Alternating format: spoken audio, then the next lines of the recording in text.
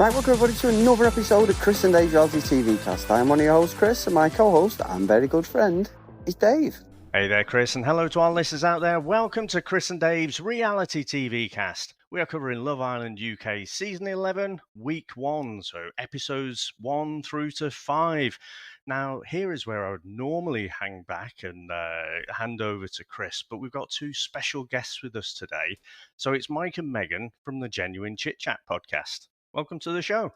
Hello, thank you so much for having us, Dave. I mean, any listeners that have gone out of this usual podcast sphere and listened to some of the other content that you do probably has heard my name somewhere, because you and I seem to be endlessly collaborating on all kinds of nerdy things.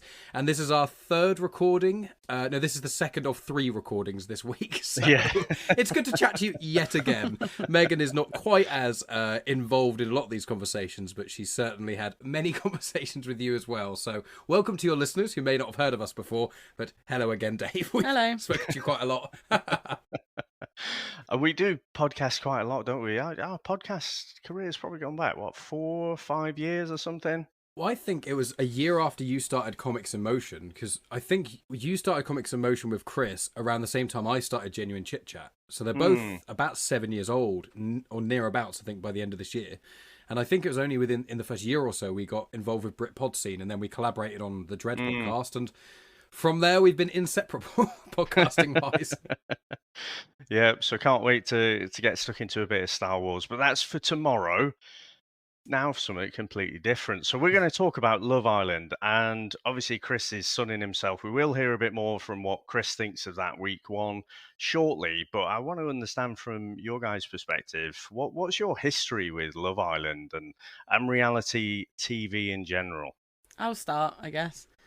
With Love Island specifically, I didn't watch it the first few series. I think I must have started watching it around 2016, 2017. The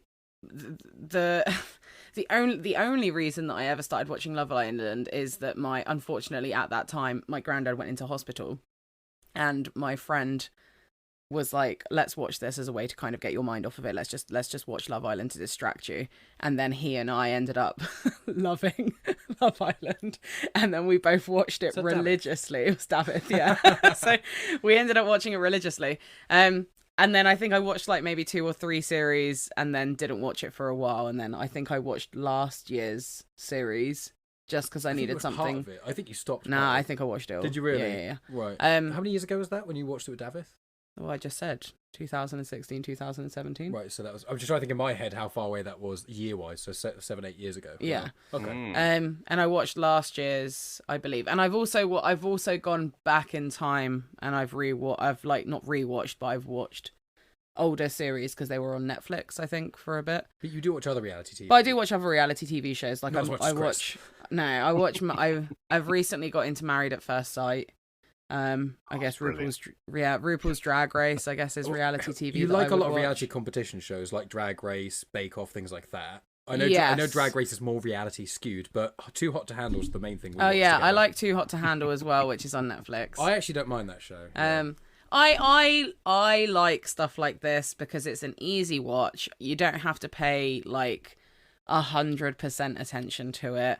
I must admit, I do like the drama. For me, it's the social experiment side of it that I like. I like seeing how different people act in different scenarios, and how I think I would act in a scenario versus how some other people do, and just like sometimes the ridiculousness and the fakeness of it all, much like I'm sure we'll speak about today.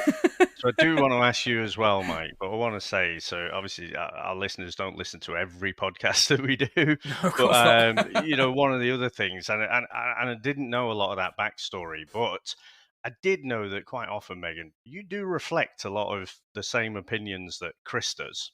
Yeah, we're each other's spirit animals.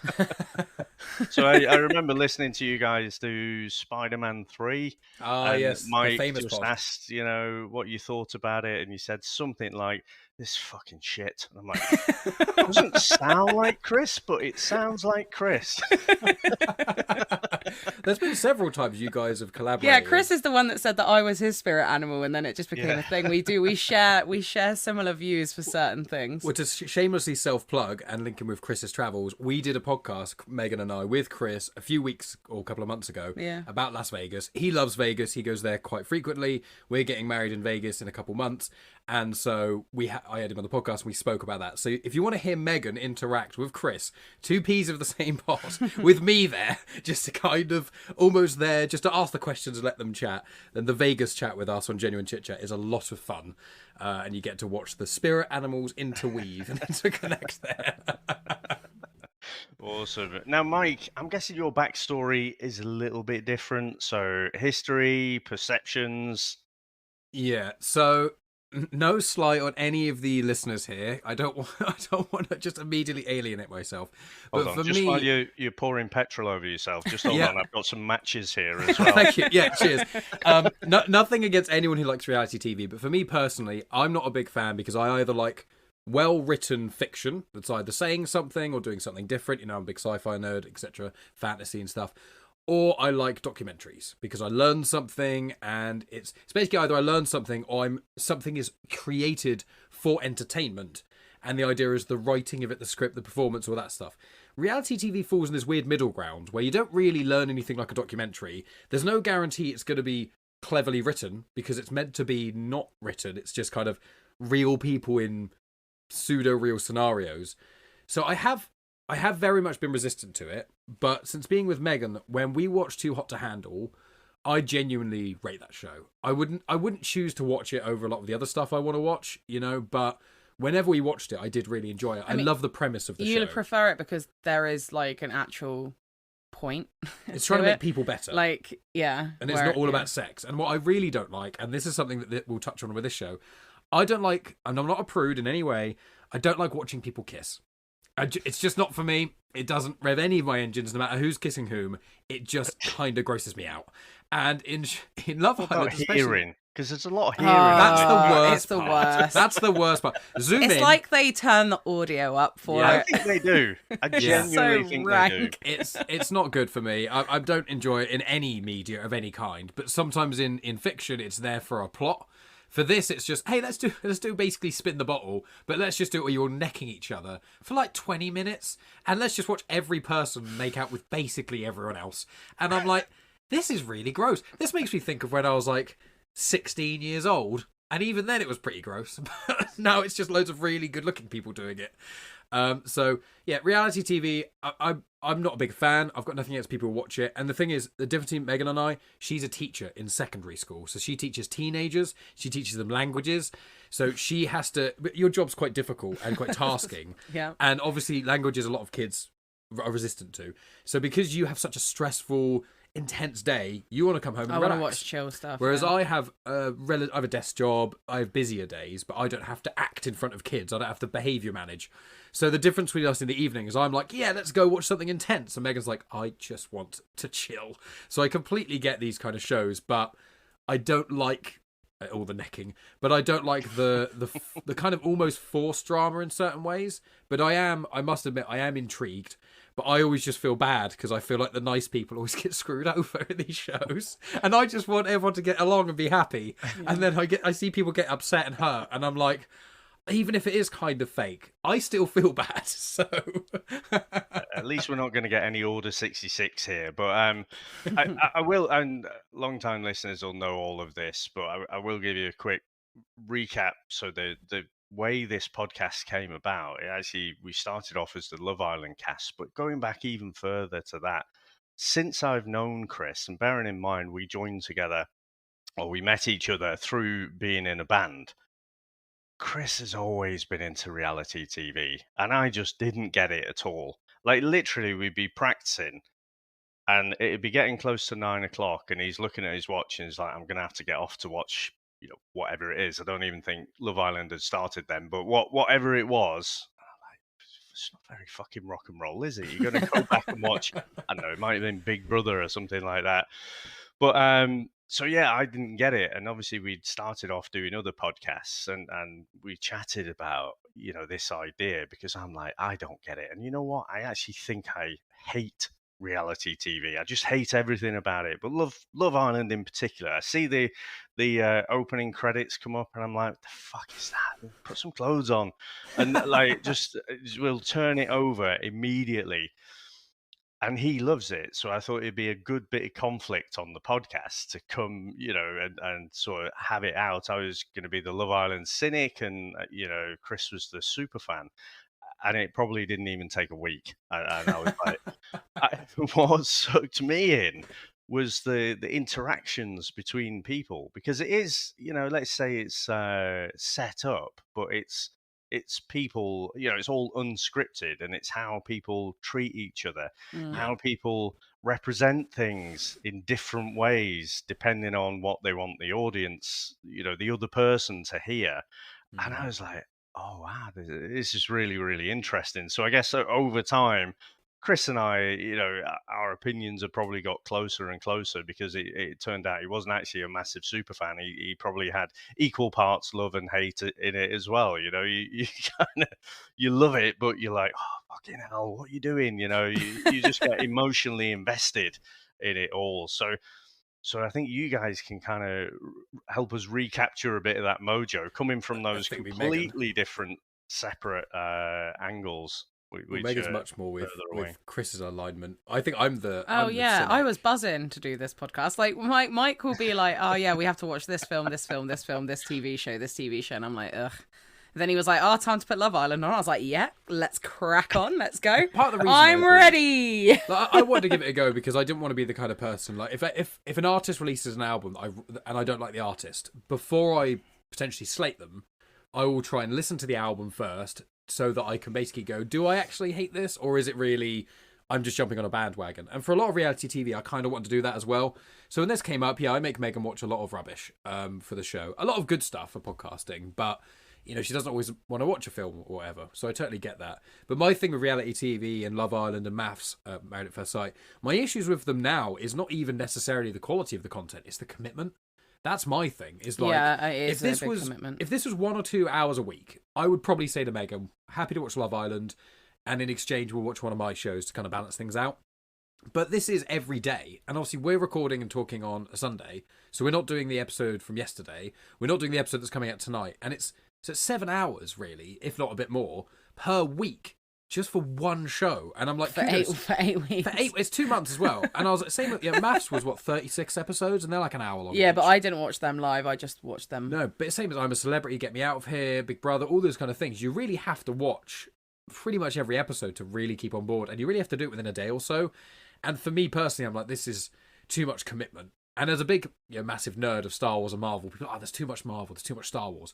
2 or 3 seasons of Love Island is more than all Star Wars unscreen content put together. Same as Maths, same as it all. So if in the future, if anyone who doesn't like nerdy stuff starts to pull that out and they watch reality TV, I'll be like, well, what you have to watch in Love Island in 2 months is what I watch in Star Wars in about 3 years. So but I get it. Obviously, completely unplanned, but you've kind of underscored my point I was making before, is you're kind of like old me, maybe I'm Anakin and you're Luke Skywalker.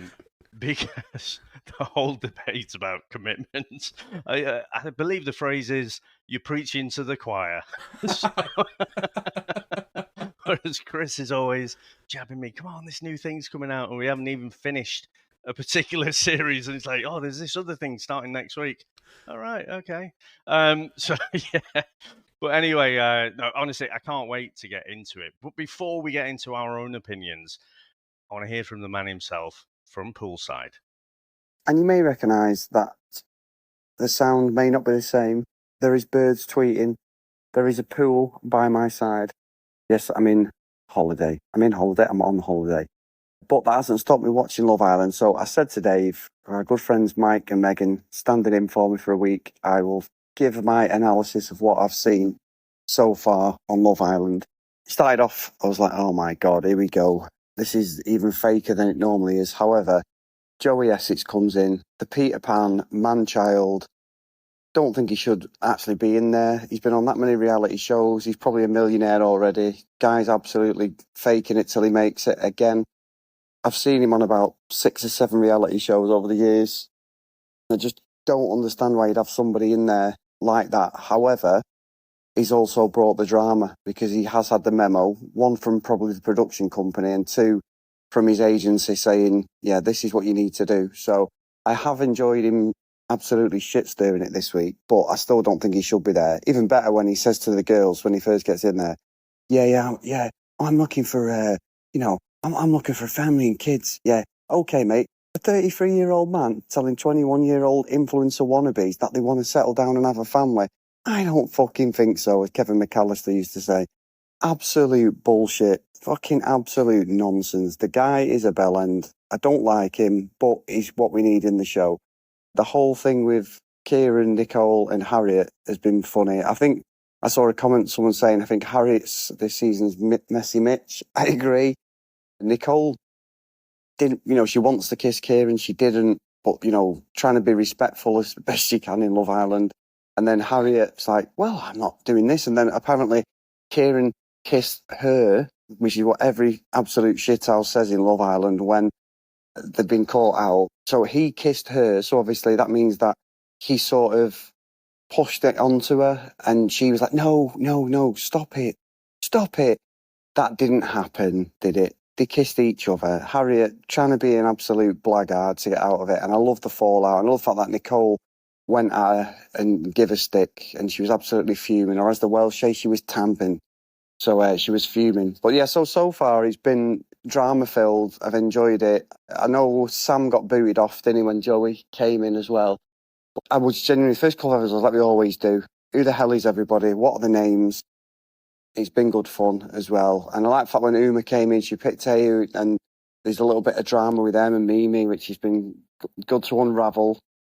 And they're all good-looking people without doubt. But yeah, what a bunch of absolute fucking bellends. So this is my throw it in there, into the mix, little bit of a voice message. I will be back next week, I promise you. I've really enjoyed the experience. Like, where the hell are Chris and Dave? What have they been doing? But big thanks to Dave for steadying the ship while we're not together to do the podcast. He's still an absolute bellend, but I do miss him, so don't tell him. Anyway, I'm signing off. I'm going by the pool. I'm going to go and have a couple of pina coladas, and I'll see you all next week. Bye. So, what I wanted to add, I do want to come back to what Chris said there about some of those points. But the first thing was that episode 1. So I think I'm going to come to you, Megan, first, because it was a little bit different this time. So normally the formats, they come in and usually we meet the girls first. We get a couple of girls and then we get another girl. We get 5 That's what girls. I said to you. Yeah. As soon as it started, I was like, this is different. They all line up. And then the guys get introduced, and they're giving it the old VT, and I'm going to come and mess things up and stuff. And they all think they're Bertie Big Bollocks, and then they come in, and then the girls have to step forward if they like the guy, and 9 times out of 10 they don't. Yeah. That is my favourite bit, and they took that from me. But so this time, they got to know each other a little bit. They kind of brought them in one by one, but then they had a bit of chat and then got to know each other before they had this little exercise. So what did you make of that change, Megan? Did you like it, or? I thought it was interesting because it means that people can actually try and be, well, actually no, because they still didn't get to be paired up with the people that they necessarily would have been, because it was just based on the line, wasn't it? So it was still kind of random. I think it's nice them actually getting to know each other a little bit more, but at the same time, it must be boring because, like, those people that were in there first, the amount of times they were asked what they do for their job, and they, like, one of them, I think I heard them say it like 6 times. I was like, why are you showing this one person say that they're like an accounts manager, for example? Like, why? Like, it must have been a bit boring having the same conversation over and over and over again for them. I quite like the old method of doing it where they have to, like, kind of announce straight away who they find attractive and who they don't. I think it makes it a bit more juicier. This one seems a bit like more friendly, but then at the same time a bit harsher when they actually have to like rank them in order of boyfriend and girlfriend material. Yeah, I was 'cause like, at ooh. at least the other way you could say it's just purely about looks. Yeah. And there's a get out of jail card later on, but now you say, oh, you're the least boyfriend material or the least girlfriend material. But I think if I was truly invested in the relationships and I was drinking the Kool-Aid and believed in the premise of the show, I think this would be a better way to do it, Yeah. because at least they get to know each other. But since I'm not, I prefer the older, more brutal. Like I say, when no one steps forward, that's my favorite bit. Yeah, I'm pretty sure there's a series that I saw. I might be completely wrong, and I might just be mixing up parts of the show, but I'm pretty sure there was one year that I watched where it was the public that had pre-decided who they were going to be with. I think that was last year. Yeah. I don't know if it was exactly the last season, but it was more recently. They sort of played about trying out different things. I don't think that worked particularly great either. I think they did that on Love Island All Stars, I think. I haven't seen that one. Yeah, maybe they did it on another one of the regular shows, but yeah, I just remember there was a couple, Liberty and Jake, who split up quite unharmoniously. Oh, no. And of course, the public did their job, God bless them, and paired them up. But Mike, what? So you sat down begrudgingly to watch that first episode of Love Island. What did you make of how it unfolded there and how the whole coupling happened? Well, first of all, I didn't realise how sexually charged Love Island was. it really made me surprised. The starting credits come on. It's loads of fingernails grabbing people's backs and lots of near-naked bodies rubbing up against each other. And I was like, okay, right. And I get the impression, and again, controversial hat coming on, I get the impression this show feels like maybe an aphrodisiac for certain couples, because I feel like some people surely must just watch this and just get their engines revved. Like, I'm watching it and like everything is so sexually charged. Every game they play is all like making out with each other. Well, they're I mean, all wearing almost nothing. They're constantly like there's sun cream on them, or they're always shiny, and they're all the girls are often always bouncing around. All the guys have got the shorts as low as conceivably possible before you get to see the pubes, before you see the V. And like, some of the guys there are in no this pubes show. on this show, Mike. Okay, well, I guess if you have to, I suppose. Yeah, everyone's been hairless, haven't they? Yeah, they're waxed to an inch of that. Why do men's chests always get waxed in shows like this? A lot of women I know think that men's chest hair is quite attractive. I don't know. Especially that Sam bloke who got kicked off. I thought he was stunning, but he had no hair. He was all hairy at the top and nothing at the bottom. I was like, Nah, Kieran's got a little bit of chest hair. Looking Kieran at this does. picture. Yeah, Kieran does. There you go. Seemingly, even he's the youngest one, so.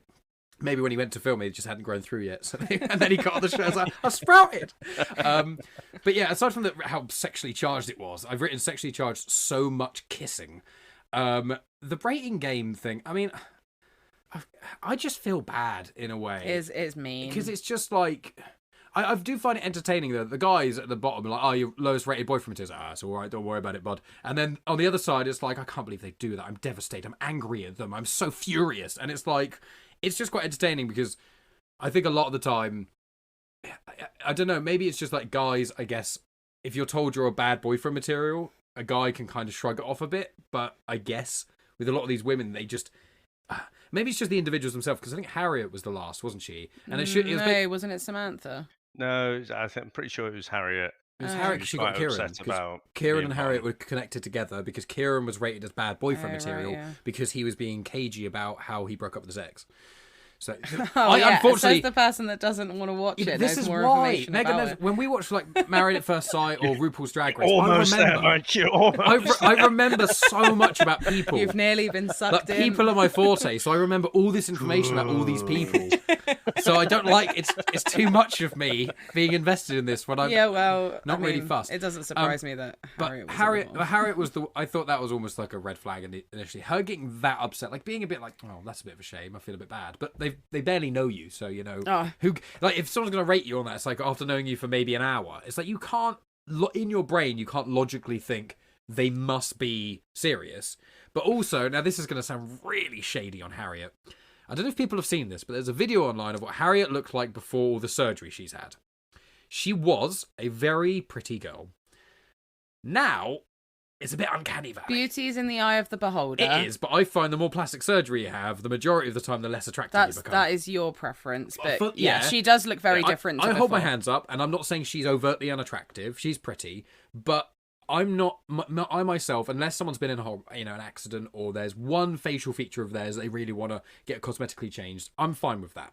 I'm fine with people getting cosmetic changes, but I find that in Drag Race, RuPaul's Drag Race rewatch, in Love Island, in a lot of the Instagram influencer appearance-based world, I think a lot of people get a lot of plastic surgery, and she's really young. She's not even she's 24 or something. She's 24, yeah. And I'm like, you almost haven't finished growing. How can you know you want surgery that early on a girl who was already pretty? And it's not like she had a gigantic nose and everyone was always commenting on it and it was making her really self-conscious. She was already quite Chris pretty. isn't here to defend himself.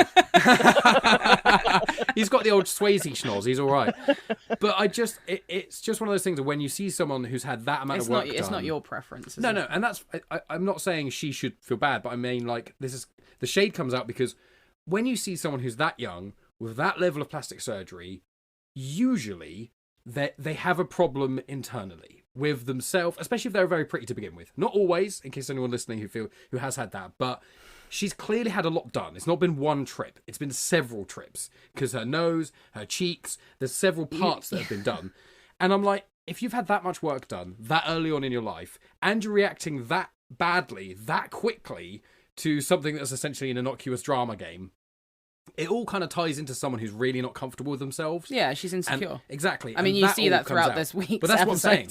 That's what I'm saying is that from the get-go, when I saw the amount of work she had done, I was like, oh, she's probably going to be the one who's super insecure, because to go down that road a lot of the time, it means that you are. Not everyone. I don't want to point the finger at anyone, but that's the vibe I got. And then, as this show has gone on, I'm like, yeah, she is so insecure. And my issue, I think, with a lot of this is the bullshit of going, of course, no, everyone's got to talk to everyone. We've all got to know each other. Okay, I'm going to go talk to that person. I can't believe he's gone over there and spoken to her. How can he do that? It's like, you just told him it was okay. And the whole premise of the show is literally to talk to each other. Why are you getting upset about this? You haven't, at that point, they hadn't kissed, they hadn't made out, they'd known each other for about 3 hours. And most of the conversations seem to be, oh, what's your type then? The thing is, my type is this. You don't see all of the footage, but also you need to remember as well that not that I've experienced this, the only thing that I can compare it to is when I was at uni. Right. Is that it's a bubble.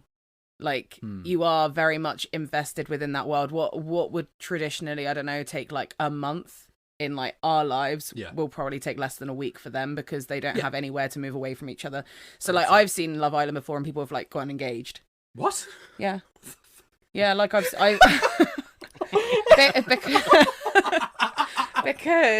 it's so intense. Like, it's so intense. You don't have any separation. You don't have any time away from each other apart from the possibility of like Casa Amor, which is like a separate house, which doesn't matter. The House of Love is a separate house. It doesn't matter. What's happening? It doesn't matter.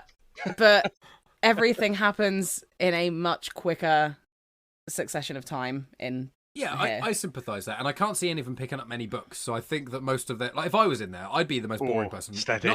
Not only am I the most boring, like no one would want me on the show because A, I don't have the looks, B, I don't have the personality. But like if I was on that show, I'd be like, sweet, 8 weeks in a villa, I get to just read. I would just sit by the pool and be like, let's get through my novel collection. I wouldn't be fussed about talking to everyone about this, that, and the other. I'd probably talk to 1 or 2 people. I'd be like, you're cool. If you want to hang out, catch me by the pool. They if probably not, do read. I'm going to go and sit down and read. They probably do read. It's just not entertaining. Yeah, I know. Watching Io sit there and read like a really intense history book, just sat there quietly to himself. I'm like, people probably don't want to see that, to be honest.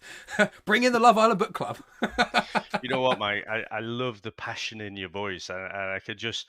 I can see my own path. Let the hate flow through you. Strike me down. So, right, you mentioned quite a few things there. Sorry. So I don't think any of us is qualified to really say, to psychoanalyze. Mm-hmm. I think on a surface level, you say, okay, so there's a lot of work done. So there's underlying reasons for that. And I think what I would say is, so I worry about it as a dad with daughters and stuff. I worry that I've seen even so, when did we do our first season? I think it was 2019. That was Love Island season 5, and I can't remember. The people definitely look different to now. People generally seem to not have as much work done back then. And this is a recent thing over the last few years. And it seems to be now the majority of people coming in have had the work done.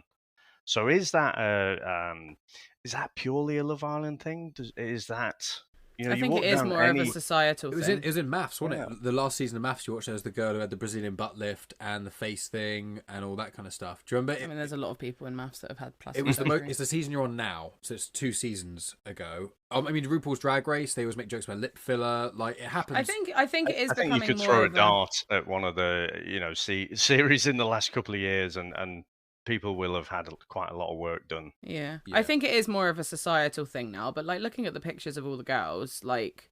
I think Nicole might have had no, Samantha's definitely had some work done as well. Well, yes, but I'm like, Patsy and Jess look like they don't have any work done. Mimi doesn't look like she's had any work done. Like, and I think Uma didn't either. And Nicole maybe, but like, there's not that much. Like, teeth is the new thing. I mean, I know in America it started off probably 20, 30 years ago. Everyone in America was getting veneers, and then over here I hadn't seen many people get it. Then Jimmy Carr, the comedian, got it. And since I've noticed I've noticed so many more people, like Joey Essex and Samantha. I think they kissed and they were like, "Oh, teeth getting in the way." So you can't feel them. It's in John Wick Chapter 4. You see the manager of the hotel, and he's in John Wick Chapter 4. His teeth are so bright compared to all the other films. It's like, God, I just think Ross from Friends. When but they're like glow in the dark. It is the old turkey teeth now. That is the standard. It stresses me out. Teeth. Like as you said, as a parent, obviously I'm not a parent, but like from like the perspective of like talking to students, like the other day one of the year 7s was like, "Oh yeah, Love Island starts tonight," and I'm like, "You should not be fucking watching Love Island." I'm like, "You're 12. Like what the hell?"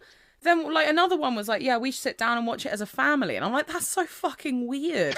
I can't imagine ever sitting at home with my mum and being like, "Oh yeah, mum, let's sit down. It's 9 p.m. Let's watch Love Island." And we're 30 as well. That's so to clarify. weird. So it's like we've got good relationships with our respective parents. I wouldn't want to watch Love Island with my mum. Jesus, no thanks. Yeah, nah. Like I just think there's too many young people that are watching this at a younger and younger age.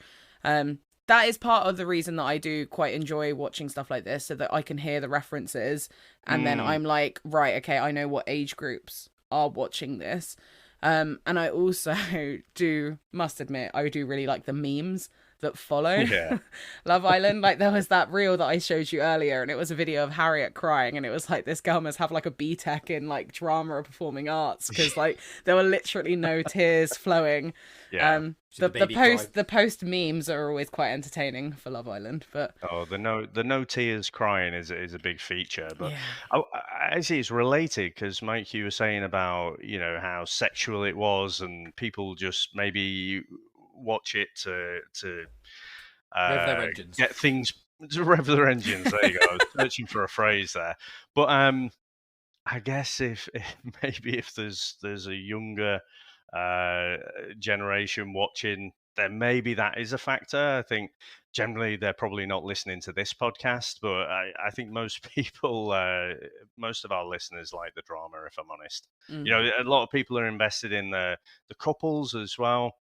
But I think, people who dip in and out will find what Chris and I's opinions are, and then if might not like it and just never listen again. And then the people who hang around, we're in it for the drama, to be honest.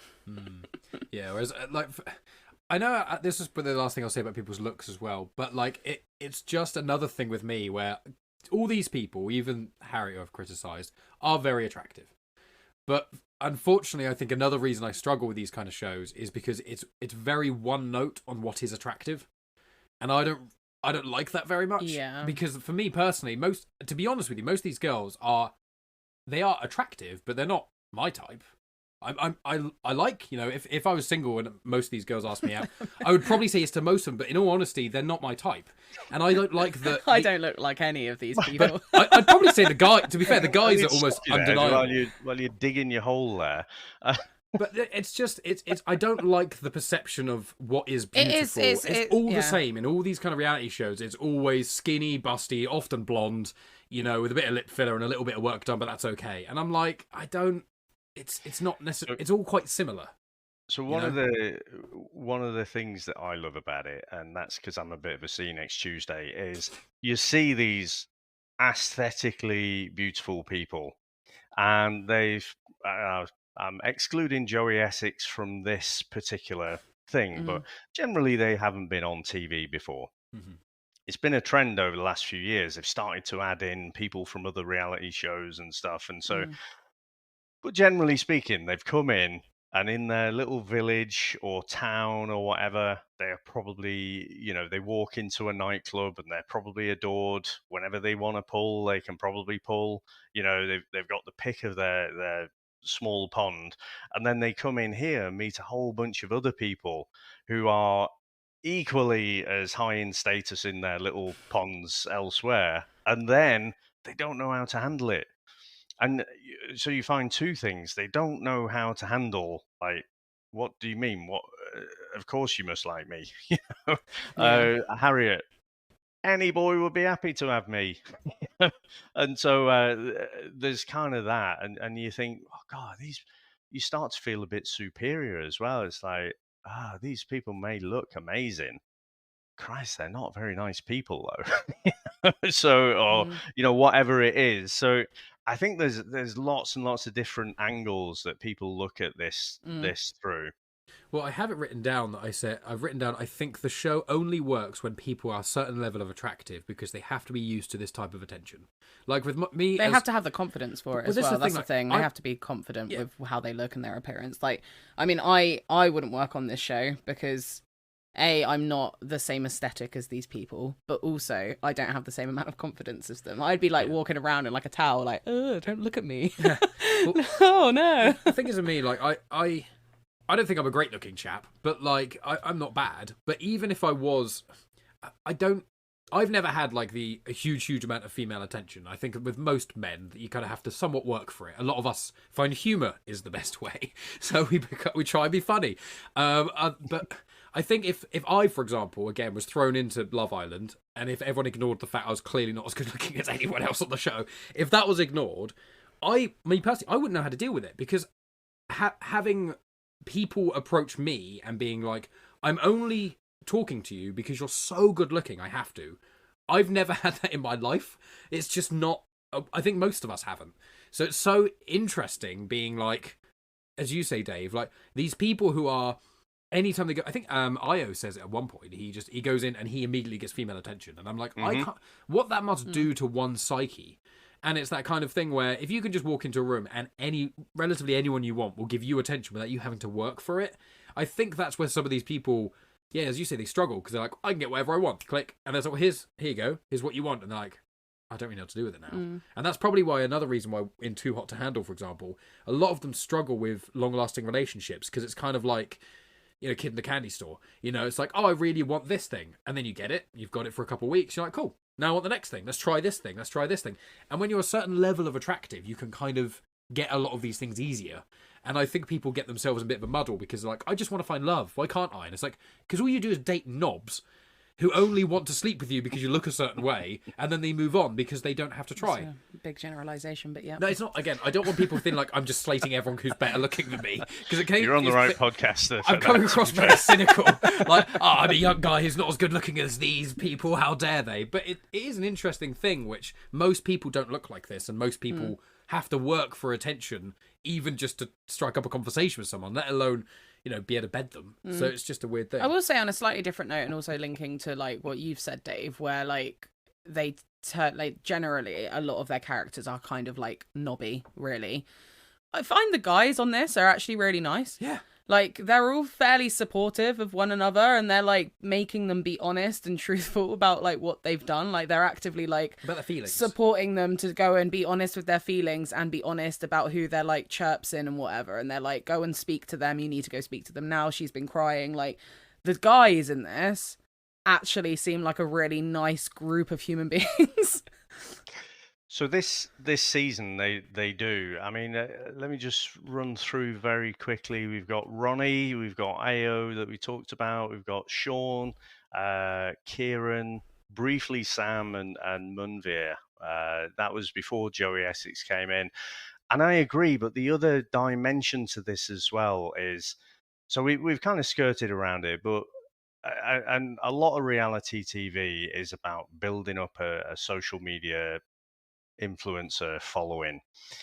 I think Love Island's got to the point now where there is no one who's just going in there based on the premise of the show. This is all about the after career from the show. Yeah. There is an absolute baseline level of narcissism there, but also even if they just watch the UK seasons, they've got 10 seasons to watch and analyze how are people interacting, what works well, what doesn't work well.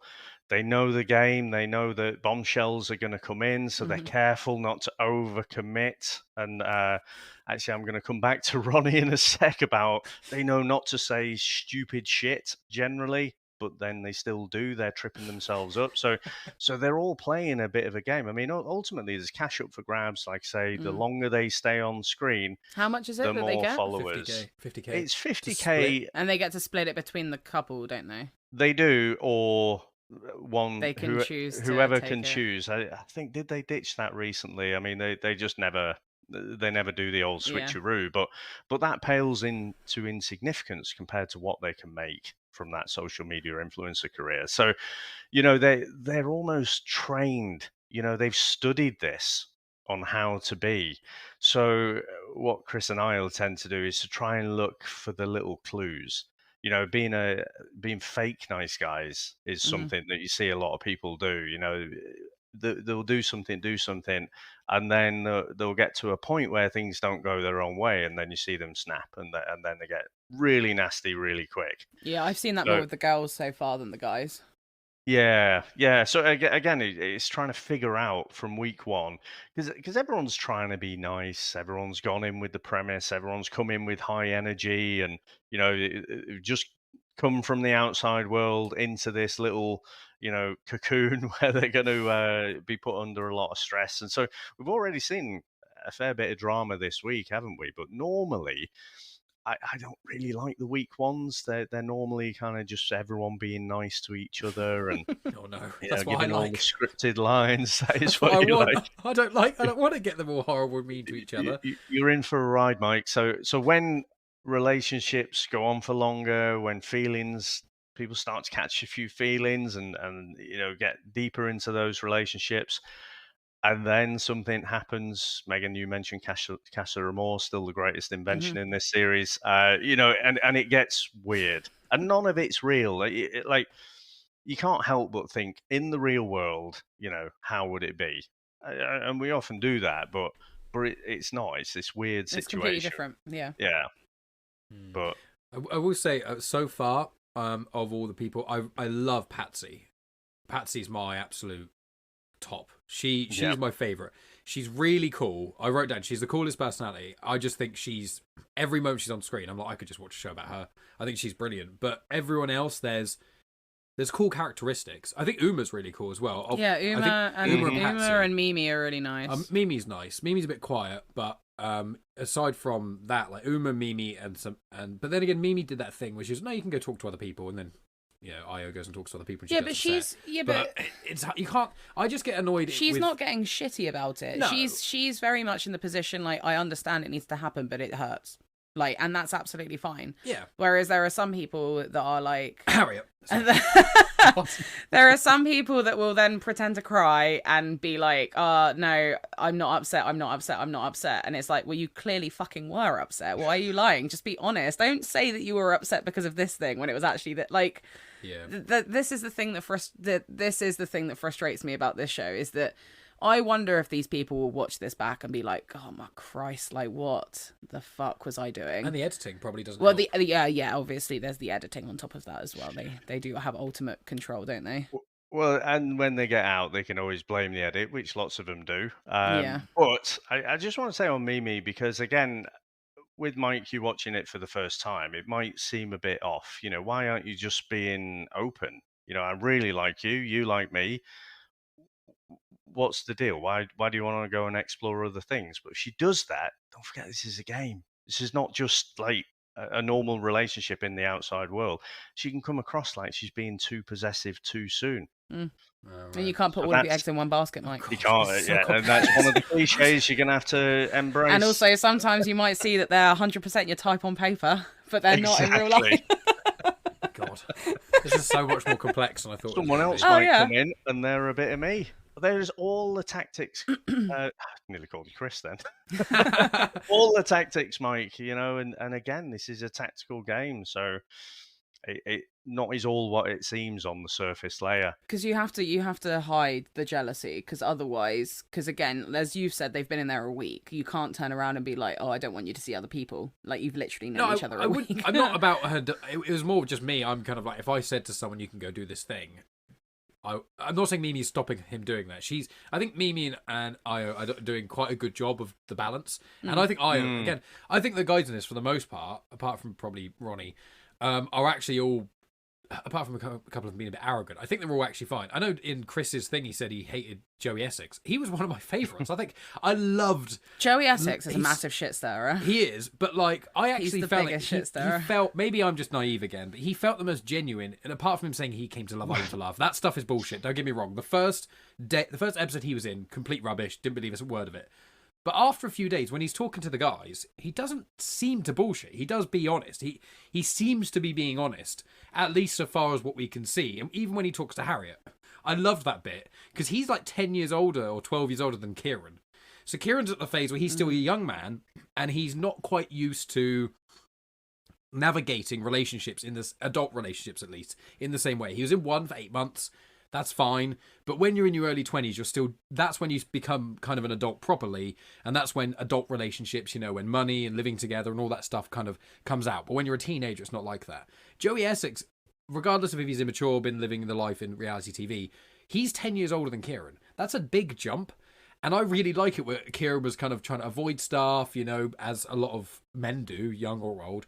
And Joey was like, fuck that. Let's just get you.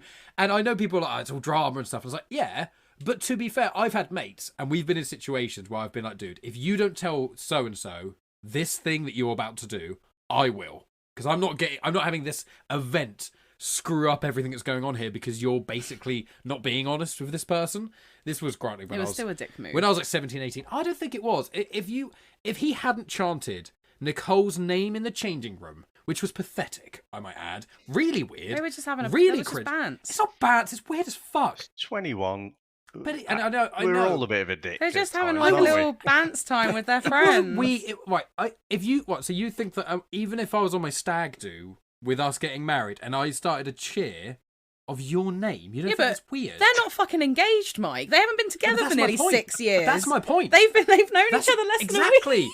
That's my point. Who chants someone else's name who's known them for less than a week in a game Because show? it's just... And you go, and his chant was But really weird because all the guys were like kind of half clapping along because they were all a bit all of them were participating because they thought he was going to go out there and tell Nicole. No. He was going to go out there and tell my Nicole how he God. felt. But instead, he cheers and chants her name, which is weird as fuck anyway. Then he comes out.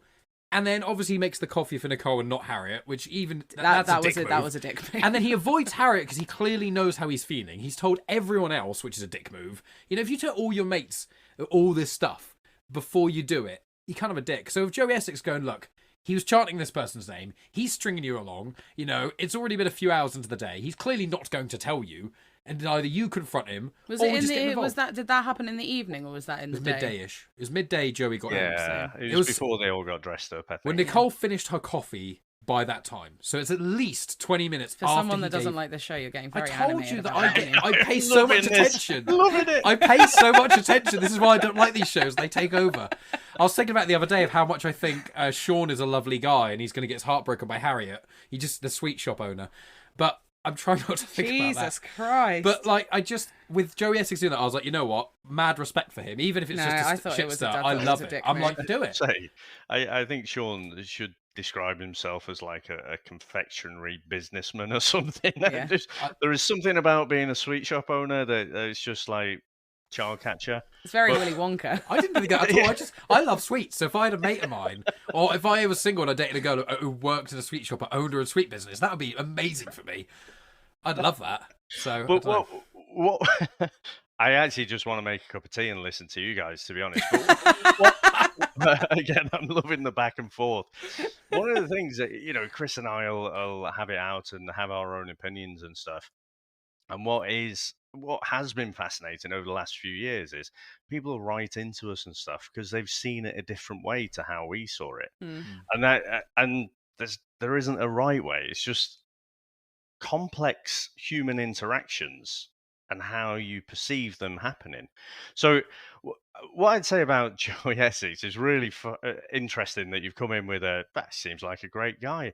So my experience of this week has been, okay, so he walked in. My first thought was, well, he doesn't look like a bombshell. He doesn't look like I didn't even recognize him to begin with. I had no idea who he was. And I barely know few who he people is. were discussing in the chat, it's like, oh, it's Joe Essex. So I Google him, go to his wiki page, and it's like, fucking hell, this guy's been on all the reality TV shows. And if he starts going on about how he's here for love, he's the biggest bullshitter. But then I'm thinking, this is a bit unfair to me because he's like a reality TV Yoda or something. He's been doing it for years and years. Everyone else, this is their first rodeo. So it's almost not fair. But it's also an unfair advantage in the sense of people are going to naturally want to be with him because he's a celebrity. Well, for two reasons. Because people fancy celebrities, and also if they're on the show just to get their TikTok following up, or Instagram following. If you end up with Joey Essex at the end of this, it's going to skyrocket you. And also, he's already going to have the public because towards the end, it's the public, isn't it? Yeah. Yep. So he's already going to, if he stays right until the end, he's already going to automatically have more of a publicity vote because he's already a public figure. Yeah. 100%. Just out of interest, I didn't know, I knew of Joey Essex existing. I've never watched The Only Way is Essex, if that's what you're going to ask me. I've not done that, God no. I think I saw, I think he was on Celebrity, I've seen him on, he's been on Celebrity Juice a few Keith Lemon times, taking the mick out of him, and that was when he was playing off the fact how dumb he was. And I think he's also been on some panel, comedy, panel shows. Yeah, there was a period of time about, I think, before we met, so 6+ years ago. Way before we met. It I haven't watched Celebrity Juice. He got famous about 10. Well, yeah, he got famous 10 odd years ago. So I think it was probably 8 to 10 years ago. More than that, I'd say. The Only Way. He's 20. Towie was out at the same time as Made in Chelsea. He's 32 now, and he was 21 when he rose to fame. I think it was around that time. So it's been about 10, 12 years, I think. But again, I knew of him, but I didn't know him. I've not seen, X on the Beach and all the other stuff he's in. X on the Beach. Is that what this is? There is a show called Ian X on the Sterling Beach. listed loads of them on one of the episodes recently. So I do have the internet at my fingertips. So rather than just throwing around shows we think he might have been on. So his first thing was 2011, The Only Way is Essex. In fact, I'm going to run through these really quick. Then he was on Splash. Then he was on I'm a Celebrity, Get Me Out of Here. Then he's on Educating Joey Essex as a presenter. Then he's on The Jump. Then he's on Celebs Go Dating. Then he's on 5-Star Hotel. Then he's on Can I Improve My Memory? Then he's on MTV Cribs UK. Then he's on Celebrity MasterChef. Then he's on Celebrity X on the Beach. Then he's on Celebrity SAS Who Dares Wins. Then he's on Celebs Go Dating, The Mansion. Then he's on Joey Essex, Grief and Me. Then he's on I'm a Celebrity, Get Me Out of Here, Australia. Then he's on All Star Shore. Then he's on Dancing on Ice, which brings him to Love Island. So I definitely think he's here for love. He's been on so many programs for love already. And this is why he said for love. Sorry, in quotation marks. He's tried everything else. This is the one. This is the one. Love Island. But where I think it's completely unfair, because like I say, everyone else, I mean, it might have been, you usually find someone's been in the background or around reality TV for longer. But I think what you described there, Mike, with the interaction between Kieran, Harriet, and Nicole, I thought that was a deft hand at what he did there, because how you read it, which was like, oh, he's just like being a mate and calling it out. That was not. I don't think he was being a mate. He was being a dick about it, but I think he did the right thing because Kieran was fucking her over, and I'm like, he was cheer someone else's the mate. drama. Yeah, okay. So Kieran's not Kieran's young. If you didn't do the without chart, blame, but it was a bit of a That's dick it. thing to do. But, have a word with, if he really wanted to resolve it, have a word with Kieran and say, look, mate, I can see what's happening here. You need to go and speak to Harriet and then say, this is closed off. Not to set it up where he's having the conversation with Harriet and then calling Kieran over. And so I identify with the Kieran position because he walks in, again, he's 21, he's ambushed, put on the spot, no thinking time whatsoever. And then he's like, I'm going with it. Was even one word, but I can't remember exactly what the question was. Yeah, now, so but Joe, they were talking about. She was like, "And did you chant Nicole's name in the thing?" And he was like, "Yeah, I did." And he was completely honest. But And then he was like, just all right. literally the one word, wasn't it? He It said was, yes. Yeah. Yeah. And then it was, is that all? Or something Yeah. like that. So a small amount of words. And Harriet goes off like a firecracker. Oh my God, she I goes can't nuts. believe how he spoke to me and whatever. And this is what I love, right? This was my highlight of the week because not only, she's going off. Were the tears there? Were they not? I'm not convinced. But she rallies the troops. She rallies the troops then, and she relays that message. She talks about her version of what just happened, and none of what she's saying is factually incorrect. But the words that she's choosing, the tone in her voice is all designed to help the audience, Jess and whoever else was there, Samantha, to really empathize. I was like, fucking dick, go and fucking set it to him, like, and what was I think it was Patsy who was kind of saying, I'll back you up, go on, you go, girl. was it Patsy You're or was it a strong Jess? independent woman. It was Patsy, because Patsy and Jess then had the argument in the room afterwards because Jess said to Patsy, you told her to go ahead, I wouldn't have told my I friends to do agree. that. I think that's that's not poor that's friendship. Not your friend. Yeah. Why would you make your friend embarrass himself? It's so fucking embarrassing. I think with Patsy, what she was, again, this is me being naive maybe, I think Patsy was trying to be like, look, if you're feeling these things, just go tell him. And that's how I would be. If a friend of mine is like going, we've had situations in our recent lives, Megan, where certain people we know come to us and say the same thing over and over and over again, when we clearly know they just need to go to the person they're talking about, have it out with them and sort the bloody problem out, rather than just avoiding the problem and talking to every single other person alive. Yes, I understand that, but the difference is that we wouldn't be behind that person being like, yeah, go on tell them, go on, have a go at them, go on, like a horrible little gnat behind the ear. They're not reading, Also, Patsy, you're 29, you should know better. Nah, she's cool. I support everything Patsy does without fail. No, I'm joking, clarify. But also, don't forget, these are students of the show. This is not just your everyday life sort of advice. They know what's going to happen. They know this will be in the edit. They know that, stoking up a bit of drama is what gets the airtime. It looked bad on Harriet, won't it? Yeah, that's a good point. And also, if Harriet looks bad, that's another person who probably won't win at the end. Or do people get kicked out, don't they? Or is it like... Yep. Yeah. Do people get kicked out by the public, or is it more the couple thing? Yeah, but that was... Like so you can get people kicked out when there's a recoupling, if there's not an odd number, if there's not an even number of people sometimes. Right. It depends on the circumstance, because I was really worried that Mimi was going to get kicked out when there was a recoupling, and I'm so glad that it wasn't that. Let's hope Omar's good for her. But yeah, no, sometimes it's like a public vote, sometimes it's just the recoupling, sometimes the couples themselves have to vote for who they think is like the least compatible. Okay. And stuff like that. And then there's, a variety of ways for people to get kicked off the show. I just want to clarify with the whole Kieran thing. I think Kieran is a nice-ish bloke for the most part. And he did apologise to Harriet, which he didn't have to do. And I genuinely... It's very hard, especially for people, especially young people, to really come out and apologise. And just, even if you're not fully in the wrong, to really lay your hands on the table and say, I messed up. Like, a lot of people I know who are my age still don't do that. And so to see him do that, even if some would argue he's only doing it because his camera's on, whatever, he still did it.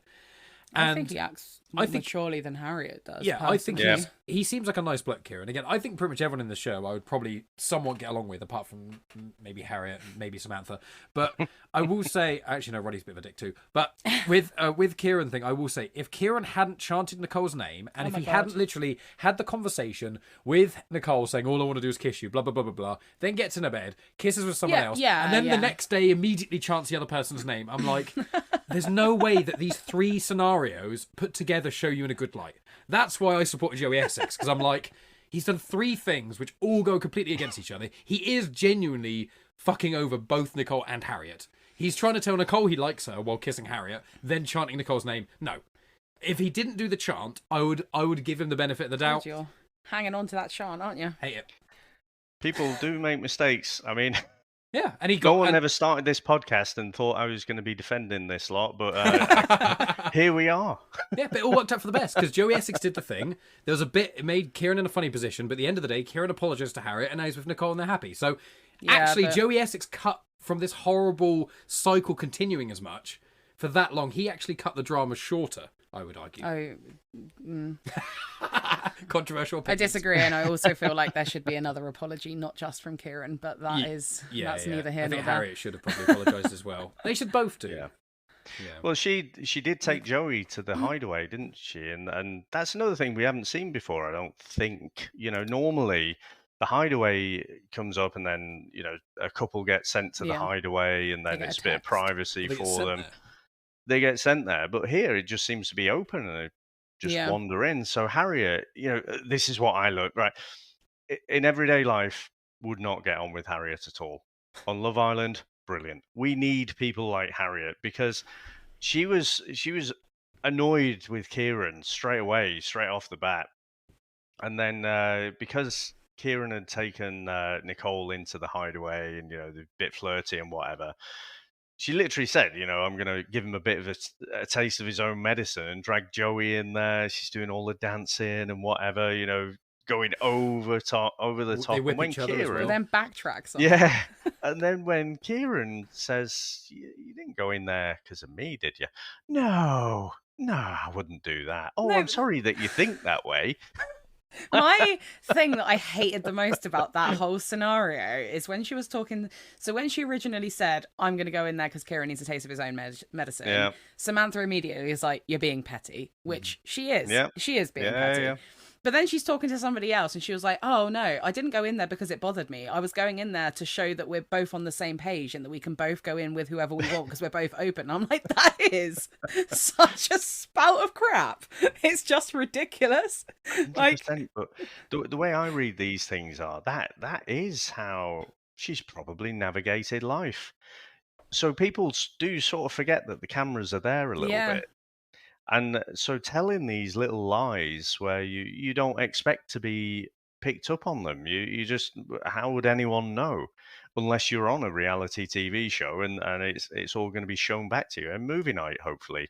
But oh yeah, I forgot about movie night. Oh, don't they show Yeah. back stuff to the people in there? They show Yep. like clips of things that had happened, like throughout the show of like conversations that have happened. It will have like a caption of something, and then it will be a video that links to the title of the film. Well, and at it's times normally- Harriet has lied or something, and then Well, it wouldn't be that. It wouldn't be quite that blunt, it's but usually a bit more yes. cryptic. Yeah. Times Harriet has got two sides of one story, and then it'll Again, be like More so still two on the nose. Two on the nose. Very cryptic. This show is so weird because half of it's ridiculously cryptic, and the other half is like tits in your face, and you're like, I don't know what to do. I don't know how to navigate this. This is so weird. It's not all about sex, but No, the intro it- is literally going to be people moaning and groping each other. It will But it's be- all about sex. It will be something really obscure, Right. and it's normally there to cause drama. But sometimes they are like nice ones. They're not always horrible. Yeah. Oh, like times Patsy's had someone's back or something. The Again. point is, I don't. Don't worry. so the point is not the title. The point is the you know, video. usually if there's some kind of long running beef, you know, some back and forth, and you know, or someone's Chris said it on his recording about, oh, he kissed me or she kissed me or something like that, implying like they were just powerless and sat there and couldn't do Right. anything, and then you see it and it's a different thing than the words that someone chose to give you Yeah. to paint Yeah. a picture that's nicer than what you thought it was. So seeing it can quite often set the fireworks off. Yeah. Out of interest, Megan, out of all the boys, who are your favourites? I know Sam was I think Sam was probably one of the most beautiful men I've ever seen. So he was just Yeah, I was sad that Sam appearance-wise, went because I really I thought he was stunning, fit. absolutely stunning. I thought he was very handsome. Yeah, but aside Cracking from Barnet, didn't he? oh yeah, he was just. You look at him then, what a man. Yeah, he's pretty hot. But you know, Who are my favourite guys? I think is it Io? Ao? How are we?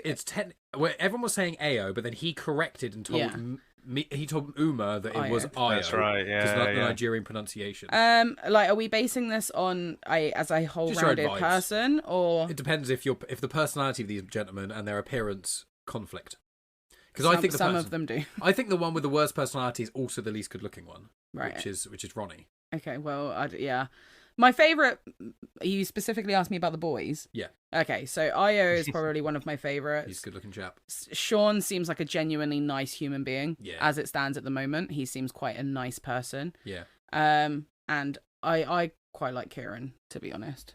Yeah, I don't mind Kieran. That's like a combination of looks and personalities, but predominantly personalities. Like, yeah, I don't really care what That's they fair. look like. What pretty about similar. you, Mike? I'm gonna spin the bottle the other way. So To the women You doing of the girls? Of the girls, who's your favourites? So I think you might have said them already, actually. Yeah, I mean, Patsy's will. got my favourite If you love personality. Patsy so much, you marry her. She won't respond to my DMs. Actually, she won't respond to my DMs. So we'll settle with marrying you. You know, Thanks for I mean, it's easy. All the paperwork and stuff for the airport for us flying to Vegas is already in your name. It would cost quite a lot of hassle, wouldn't it? No, obviously, I'm joking. I think I really like Uma. She's much more extroverted. She seems a bit more Yeah, she is mature. nice. She's straight to it. All her conversations are really. She seems to be like aware she's on a reality show and cognizant of that, but also seemingly being quite genuine. So Uma's probably my favourite.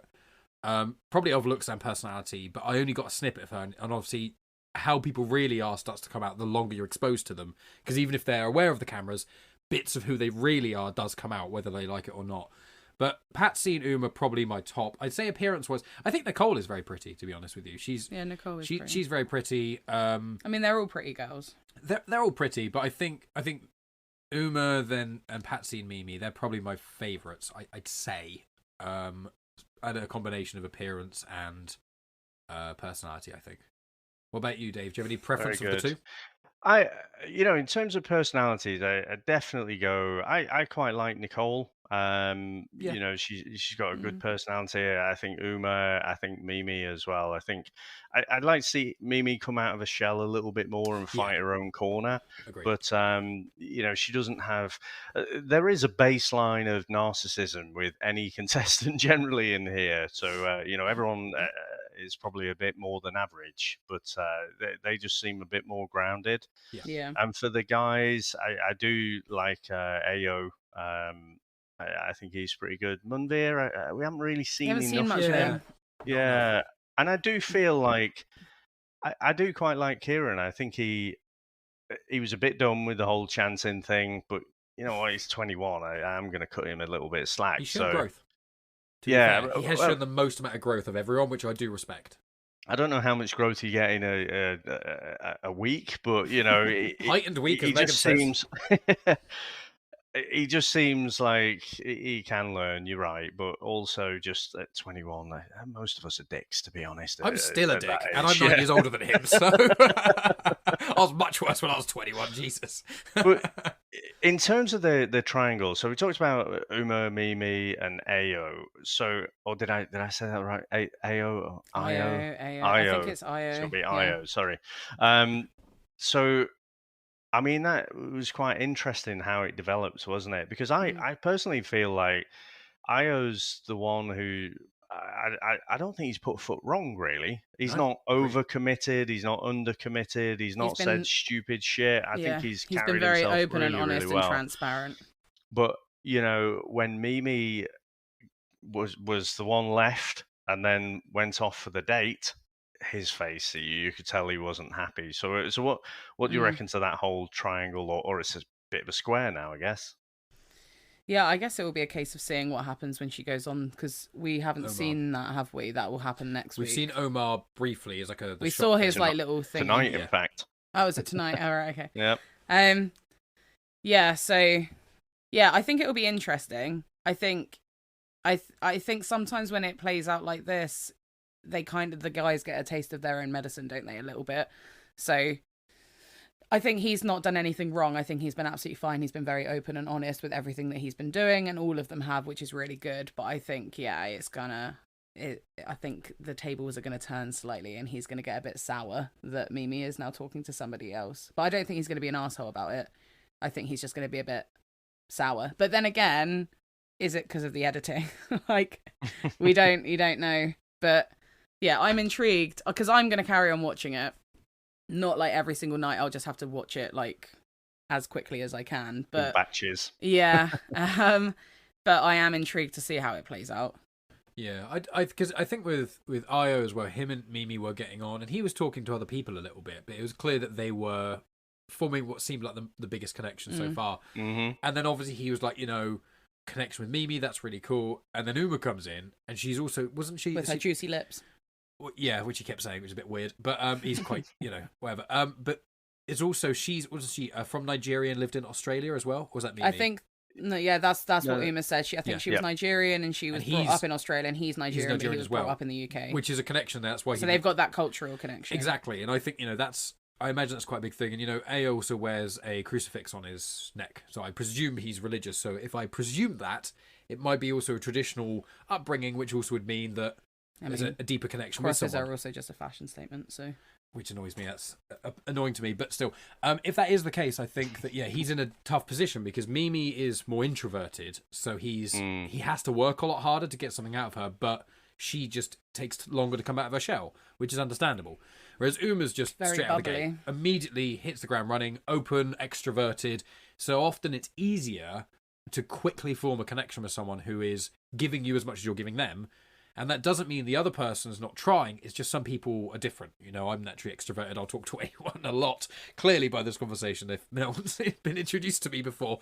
But that doesn't mean that someone who's more introverted isn't as into you. And I think that's going to be the hard thing, that Ao was genuinely 2 women he was interested in. He was completely open and honest with both of them. He told Uma about Mimi, told Mimi when he was speaking with Uma.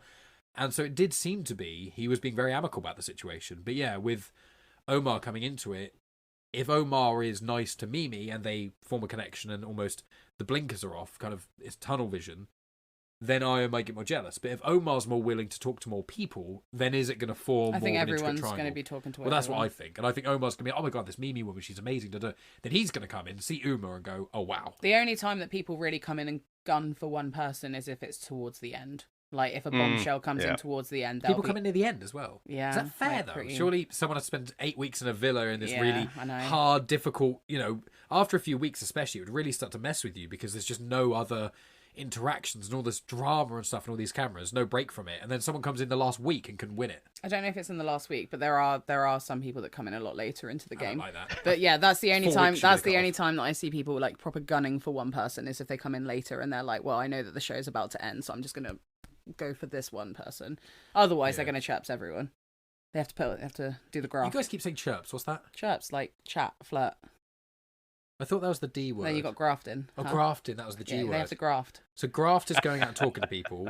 Grafting is when you have to put in the work to go and chat to people. So it's like graft first, and that leads to chirps. No, chirpsing is just like having a chat. It's like lipsing. Yeah, lipsing. Is that not kissing? Yeah. Why do they not call it kissing then? I don't know. Well, you have a little cutch. But I think that's specific. You'll be down with Cutch the is a kids, cuddle. Mike. I thought cutch is a cuddle. Cutch is a cuddle, yeah. Okay. That's a Welsh word, I think. I wasn't down with the kids when I was a kid. I was still, when I was a teenager and people were coming out like swag and YOLO, I was like, what does all this mean? Sorry? Swag and YOLO. I believe you. Yeah, people can't already tell. I've not really been involved in the mainstream that much. Haven't really. You know what, though? I said it before, but I just loving the passion that you've got and saying about, oh, what could happen with this person if this person, if Omar gets more into Mimi, again, that's what pulls us all in. I was going to hold back the whole Casa Amor thing, but since Mike's jaw nearly hit the floor then when people come in at the end, we'll just take a minute or two to describe what Casa Amor is. I don't think we're going to like it.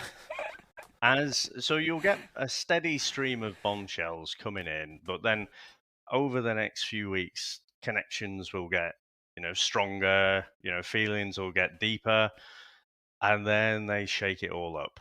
So what they do is they send off all the boys. All the boys will be in one villa. All the girls will be in another villa. They'll separate all of the couples, and then they'll parachute in a brand new set of couples to try and tempt them and break up those relationships. Oh, like a whole new set, like an equal set of boys and an equal set of girls. So at the moment there's like 14 people or so, and then they're going to be probably a couple people get cut out, and then they'll split everyone else, and then there'll be like 2 sets of like so all of 6 boys, 6 girls, 6 boys, 6 girls. Yeah. Oh my god, roughly. Yeah. Surely it has to be so hard. It feels like Game of Thrones. So many people. I've only just. Yeah, but people get cut. I know. It's not like once they go back into the normal villa, they don't all go back into the normal villa. Hunger Games then. Yeah. Give them all weapons. Well, That's a already little bit showed. Game of Thrones. You can't. I mean, the producers play around with it a little bit. If there's someone in there and they're really good TV, I think Moira a few years ago, she was TV gold, so she ended up not coupled up, and it's like, oh yeah, we'll find another excuse to keep them in. But people do get cold quite frequently. Oh, well, okay, that sounds interesting, but I don't know. I think for me, I would almost prefer the show if it kind of just stuck to the people and I could just people watch for longer rather than the drama. I think that's the problem with me, why these shows don't work with me very well, because I don't like the drama. I just want to see people grow and be nice. And that's why I like Too Hot to Handle, because you genuinely see people go in there going, I'm just a bit cheeky chappy, like a bit of thing on the side. And then by the end, when they have lots of workshops and go, why do you think this way about yourself? Why do you think you just deal with women only as objects? Why do you think that? And when they really have to look inward and they realise, oh, it's because my parents divorced when I was young and I never really came to terms with it. And then they have like a real, like, epiphany of themselves, and by the end of Too Hot to Handle, they're like, you know what, I see what I've done and I want to be better. I love those kind of wholesome stories. This, however, seems to perpetuate, you're starting to grow, let's throw something in there to try and another hurdle for you, and it's also the mini challenges. I will say, sometimes when they're like, I got a text, and then it's like one of the mini challenges, I do find them particularly cringe. I hate all the kissing. There is a lot of kissing. There's normally one where they'll get all of the girls to do like a lap dance, and then they test the heart rates of the guys, and it's just those ones I absolutely hate because they are just so cringy. Like, for example, in this week's one where they had to do the forfeits and whatever, and then I think it was Nicole had to orgasm for or make an orgasm noise for 30 seconds. For me, I was like, 30 seconds is a really long time for you to be making that. I was like, that is an excessively long time for someone to be told to do a forfeit for. I was like, even I'd say 5 seconds max really would be a sufficient amount of time. Well, I was like, 30 seconds. That's your normal practice of faking with me, isn't it? It's only 5 seconds of faking, we're done. So it's. I was like, 30 seconds is uncomfortably long. And obviously she couldn't do it, but. See, I see I switch off a little bit, if I'm honest. That's the time when I can switch my brain off. I don't really care. Go make a cup of tea.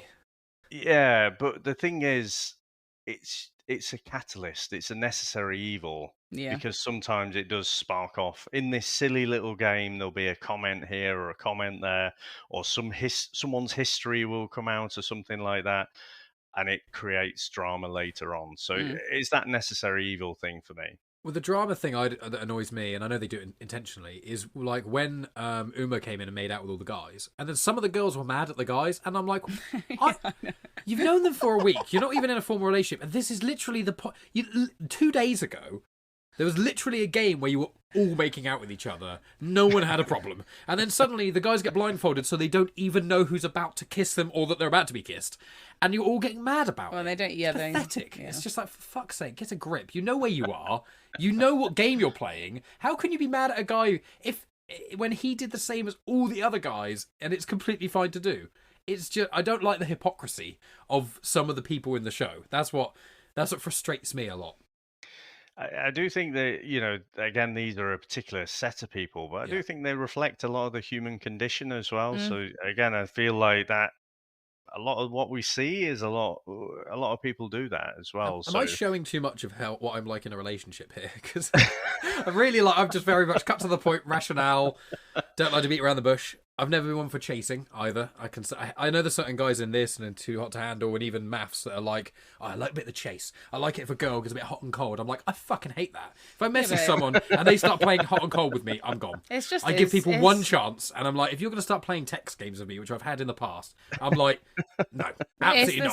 It's the same as looks, isn't it? It's like beauty is in the eye of the beholder. What your personal taste is going to be completely different to somebody else. So like, I find it a little bit frustrating when I hear conversations at like work, for example, where they're like, oh, that person was really ugly, I would never be with them, they're so like butters, and I'm just like, yeah, but beauty's in the eye of the beholder. Like, one thing that you find attractive or pretty or handsome is not going to be the same. Nasty thing to say, yeah, anyway, right? you know, It's like, you know. yeah, exactly. Why don't we all just be nice human beings, and if you don't find someone attractive, do you know what, you don't have to date them.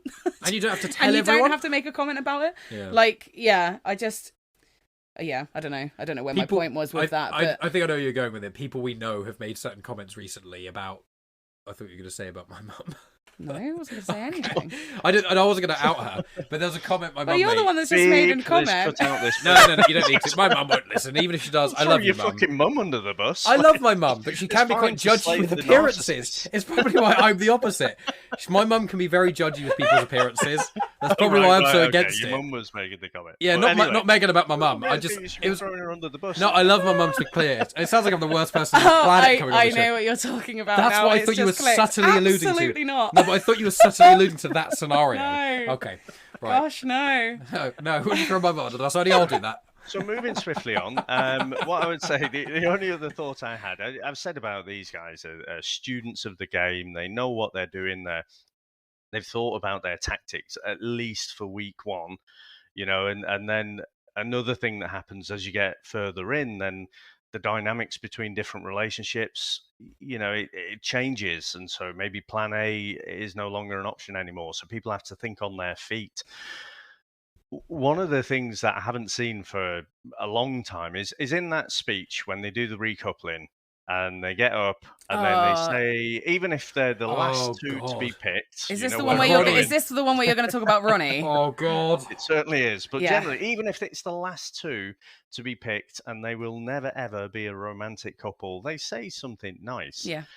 I haven't seen it I can't even think of another example where someone said something as stupid as Ronnie. Where I was really taken aback by it. I do like you and everything, but, you know, not ruling out other people coming in. So you obviously felt the same way as I did. I was fuming. Why would you say that? I literally said out loud, if that had happened to me, I'd be absolutely livid. And then literally as soon as I said it, Nicole, I think, said essentially the exact same thing. She was like, if that were me, I'd be fuming. I think she said fucking livid. I think you both said livid. I think we said the exact same thing because he's partnered up with Jess, isn't he? Yes, yeah, but he keeps kind of getting close. But then, pulling back. But then he went and sat next to her, and he was like, "Well, you're fuming," and she was like, "Well, yeah, you just made me look like a dickhead in front of everyone." And I was like, "Yeah. You have, you have made her look like a dickhead in front of everyone." He basically said, "I'm choosing her because she's really cool," and then the but part was longer than the compliment. I'm like, happy You're really nice, but here's 50 reasons why I'm not going to be. Like, I don't like you that much. It's like, whoa, what a backhanded, not even a compliment. That was almost negative. It was unnecessary. It wasn't something that was needed to be said. He didn't. Just gives me bad vibes. First time he came in, I was at shifty bad vibes. He is a bit of a knob, and he's like a Ronnie Cray wannabe with the slick back hair and everything, and he's like, London boys, and he's all a this Cockney stuff. lad. Yeah. I don't like him. He's my least favourite guy. I don't.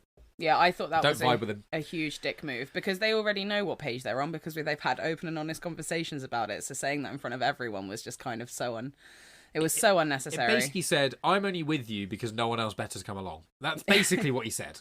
And it's like, oh, that's so horrible. Like, talking about, like, you know, with Harriet getting a bit upset in the first episode about the ratings of boyfriends and girlfriends thing. That's like, okay, you've only known each other a little time, don't take it personally. This is a week on.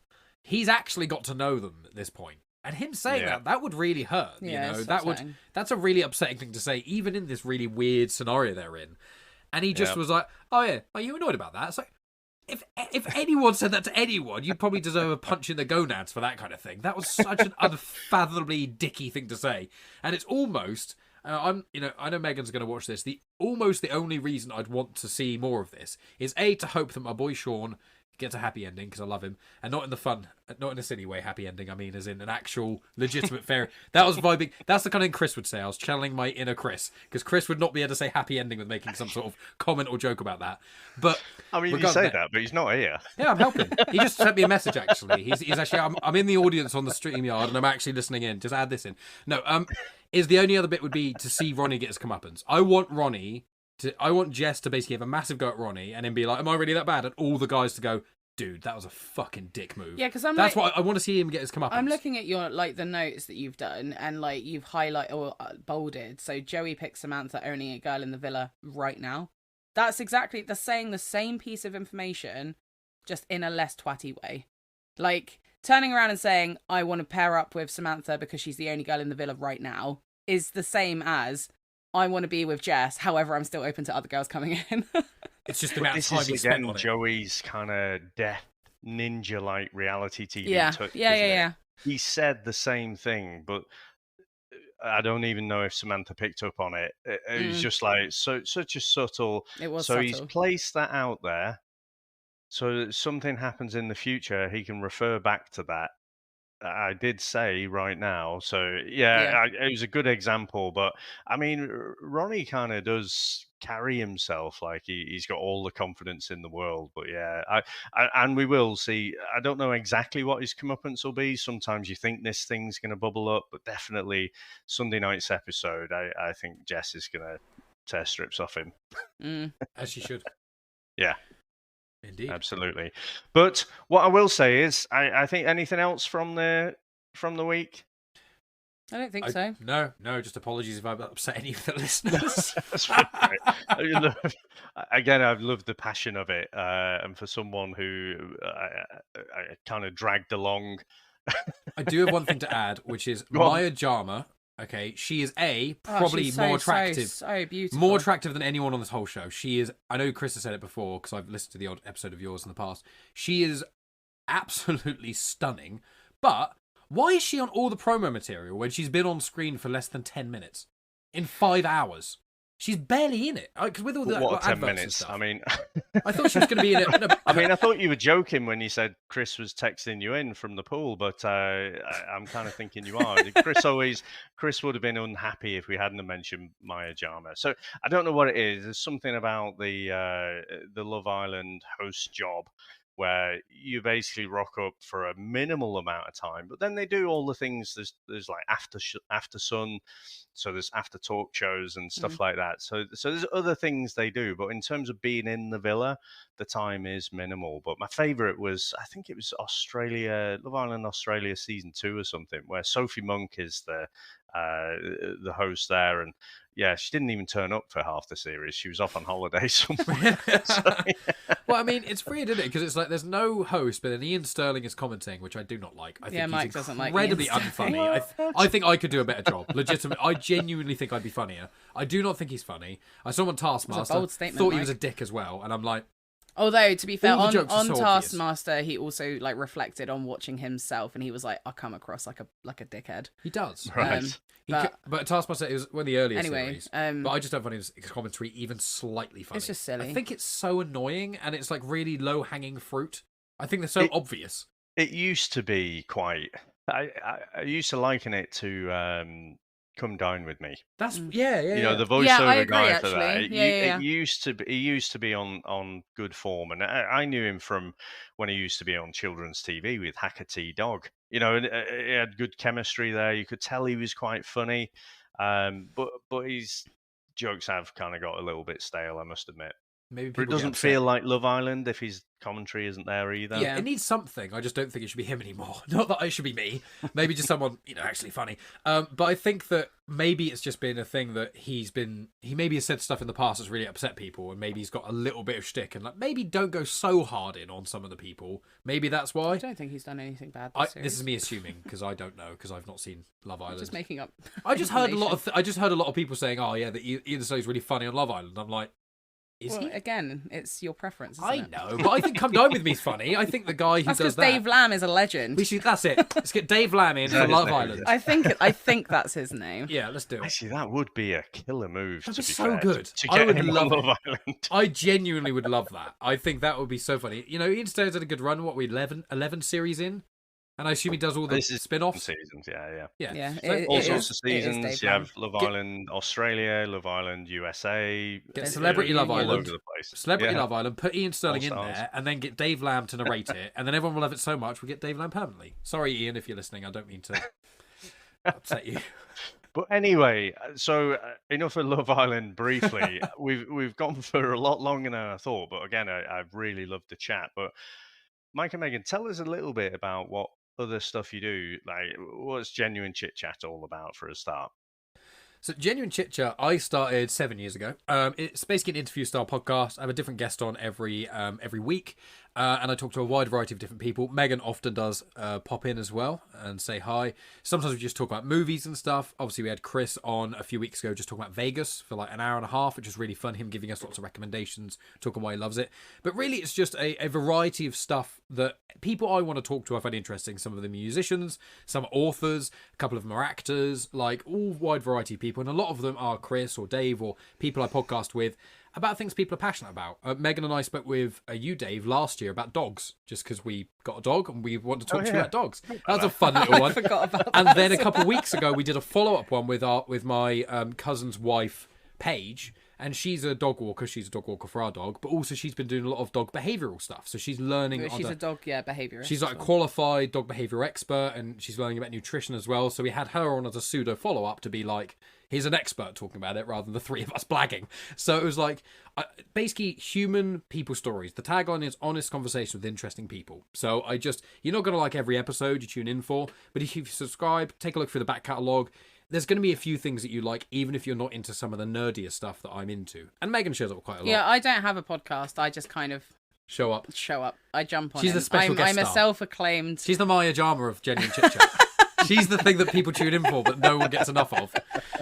So that's why. I'm a self-proclaimed co-host, You but are. only for a minimal amount of episodes. And then also we've now been doing a monthly show called Monthly M&M, where Megan and I speak for at least half an hour about topics submitted by people. So we've done one on hair, one on pantomimes because Megan's been in a pantomime, and then we've also done parenting, and there's a few other ones that people have been submitting topics for us to talk about. So M&M Monthly once a month, the Star Wars Conversations, me, Dave, and our friend Math have once a month, and Clone Wars Conversations, and then the other 2 weeks of each month is interviews with a variety of different people. Recently was someone with a dissociative identity disorder, used to be known as multiple personality disorder.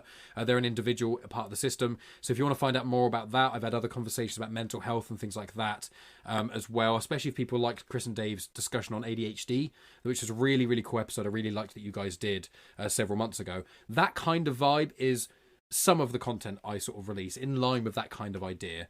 But that's the main stuff. And also I pop on Comics in Motion with you, Dave, and we talk about lots of different nerdier things. But Genuine Chit-Chat is the main stuff that you'll find me and Megan on, and that's every week. And for social media, at Genuine Chit-Chat, everywhere, even TikTok and stuff. So tune in, go to the YouTube, see what you fancy, even if you just pick the episodes of Chris and Dave. I wouldn't be offended. But if anyone's willing to give it a go, I appreciate it. And thank you so much to you, Dave, for having us on, but also thank you to the audience. I hope I haven't offended you guys, and I'm sorry if I've said anything against Ian Sterling. This has been refreshing that I actually get to watch something that I want to watch when I do a podcast with Mike. So And then I put my foot in it and maybe insult an entire nation of people who watch one of the most popular TV shows in Britain. Well, I do just want to drop in with the Genuine Chit-Chat as well. Like you say, it's an eclectic set of subjects, isn't it? But there's subjects about dealing with grief and stuff like that. There's you interviewed the Magister for the Church of Satan, which is one of your earlier ones, which I always think back to. Episode I'm like, 52. well, fucking hell, I never thought that'd be a thing. But so yeah, loads and loads of good stuff. But I really had a lot of fun this morning just chatting with you. Mike, I thought you might be grumpy and just not really invested, but like I say, I've loved the passion, and thanks so much to both of you. I've really enjoyed it. Thanks to all our listeners, of course, out there. Thanks to Chris, he sent his thoughts in poolside, and we'll speak to you next time.